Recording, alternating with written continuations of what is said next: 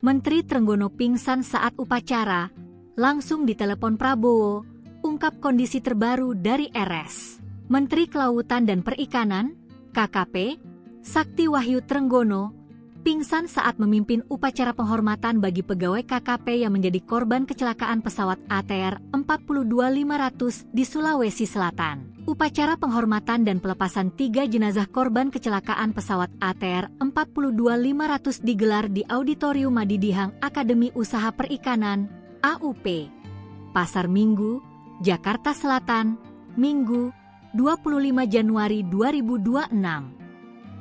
Sakti Wahyu Trenggono berdiri di dekat podium saat prosesi penyerahan jenazah secara kedinasan berlangsung. Trenggono terlihat mengenakan kemeja putih dengan jas hitam, peci hitam, serta dasi berwarna biru muda.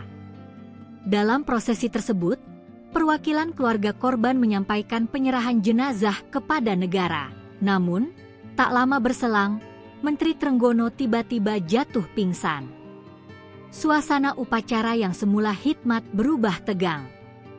Terdengar teriakan, Allahu Akbar, dan panggilan kepada Menteri KKP dari para peserta upacara. Sejumlah pegawai KKP di lokasi upacara langsung memberikan pertolongan kepada Menteri Trenggono. Sakti Wahyu Trenggono telah mengungkapkan kondisinya setelah sempat pingsan.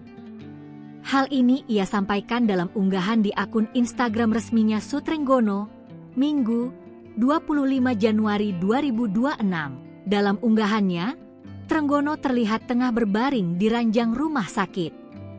Pada slide pertama, Trenggono tampak tersenyum sembari memegang ponsel. Berdasarkan keterangan unggahannya, Menteri Trenggono mengaku ditelepon oleh Presiden Prabowo Subianto. Melalui sambungan telepon, Prabowo menanyakan kondisi terkini Menteri KKP itu. Selanjutnya, Menteri Trenggono membeberkan kondisi terkini setelah sempat pingsan. Ia mengaku pingsan karena kelelahan dan kondisinya kini sudah membaik.